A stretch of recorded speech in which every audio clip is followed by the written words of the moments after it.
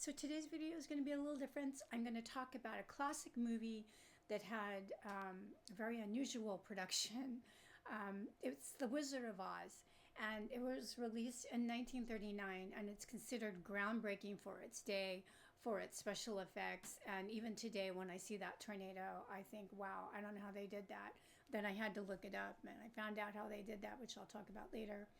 But of course, it was the movie that everybody remembers Judy Garland in. She sang "Somewhere Over the Rainbow," and interestingly enough, it was released in 1939, when that was like the fabulous year for so many great movies that it sort of fell under the radar and didn't really come into its own and become a true classic until many years later.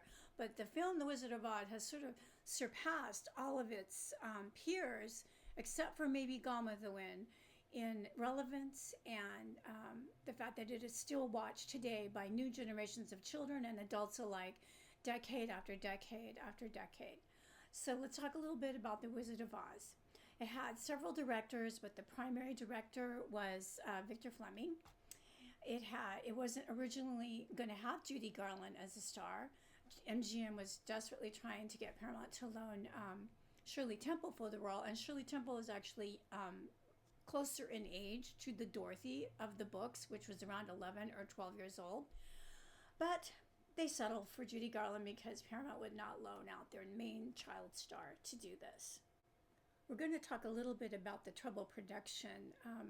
This was filmed in a special type of Technicolor that required these really, really large, hot set lights, and they were so hot that the temperatures on the set often reached over 90 degrees. And when you're in a lion suit or heavy makeup that's aluminum based, that's very uncomfortable. People were fainting and getting sick all the time on the set because of these ridiculously hot lights. As for the casting, like I said, Judy Garland wasn't their first choice. The Tin Man was originally played by Buddy Upson, the famous dancer, and he had a toxic reaction to the aluminum-based makeup that was applied to the Tin Man's face and had to be hospitalized in critical condition, so he couldn't carry on with that role. So the part went to Jack Haley. The Munchkins' behavior was interesting. Some claimed that the little people often were intoxicated on the set. Judy Garland claimed that they harassed her sexually. I don't know. They tended to sing the wrong lyrics to the song Ding Dong, the Witch is Dead. Many times they would sing Ding Dong, the Bitch is Dead. So they were interesting, to say the least. Judy Garland, as we know, was sort of abused by the studio system from day one, but particularly on this movie because they were trying to get her to look like a child when she wasn't a child. I think she was 17 when she made this movie. So they put her on a strict diet and told her to smoke cigarettes so that her appetite would be lessened.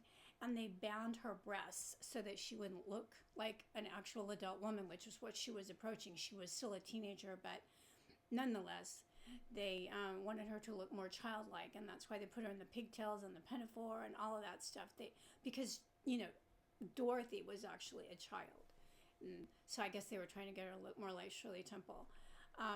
The song, interestingly enough, was almost cut from the final production. Somewhere over the rainbow, way up high, there's a land that I heard of once in a lullaby. Production, they didn't feel that it was necessary to have that song in there. So can you imagine The Wizard of Oz without Somewhere Over the Rainbow? Can you imagine Judy Garland's career without Somewhere Over the Rainbow? So I thought that was interesting. Some of the more interesting aspects of the production: the effect of the tornado was achieved by filling a large stocking full of dirt and then having a wind machine blow it around while it was secured to a beam at the top.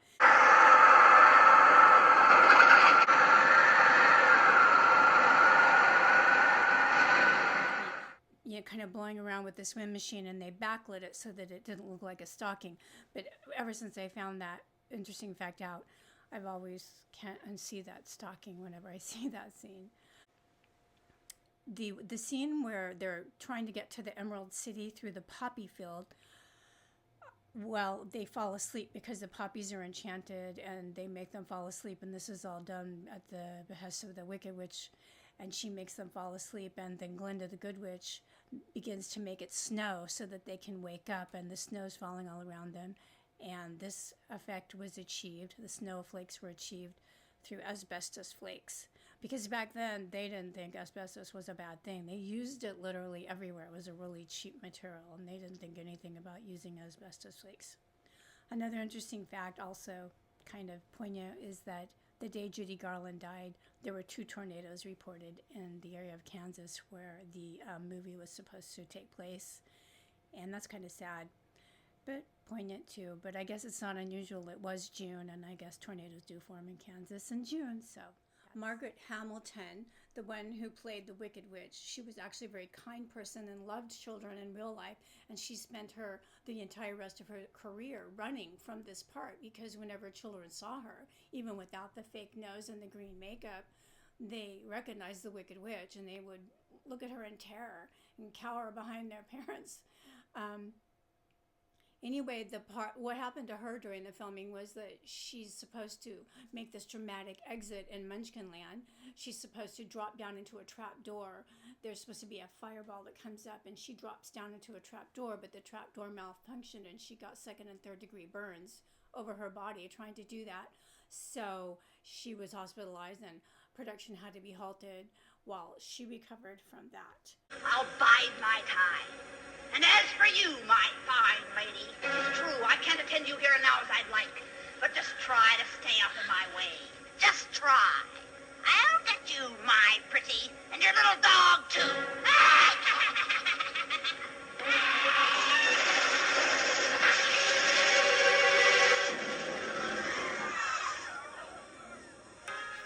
This production was quite troubled. There's an interesting scene in this Wizard of Oz. It's called the Jitterbug, that was cut from the production, and all that remains is the video of the main characters, the Tin Man, the Cowardly Lion, and the Scarecrow, and Judy all dancing frantically to this jitterbug music. Hiding in the treetops, it's that rascal, the Jitterbug. Should you catch him buzzing around you, keep away from the Jitterbug. Oh, the bats and the bees and the breeze in the trees have a terrible, horrible buzz. But the bats and the bees and the breeze in the trees couldn't do what the Jitterbug I think does. the producers thought this would bring in a younger audience. They didn't really need to bring in the teenagers, but they thought maybe this would bring in a younger audience because the Jitterbug was the hot dance of that time. Supposedly, the witch casts a spell on them that forces them to dance. But this was cut out, and all that remains of it is this silent still footage, and it's not very good quality at that. But there's been this urban legend that there was somebody hanging that had committed suicide, and they were hanging in a tree in a couple of the scenes in the forest of the Yellow Brick Road. And this has been proven to be not the case. That's been proven to be a total urban legend. Judy Garland's slippers. There's been at least 4 pairs. I saw a pair at the Smithsonian a few years ago. There's a pair that went up for sale just recently. They sold for $28 million, if you can believe that, and that's the most ever that a piece of movie memorabilia fetched. This was just last year. So anyway, yeah, this ruby slippers, you probably could have picked them up for $10 when MGM had that fire sale in the 1970s, so I find it interesting that they're going for millions and millions of dollars now. The Wizard of Oz did win a few Academy Awards.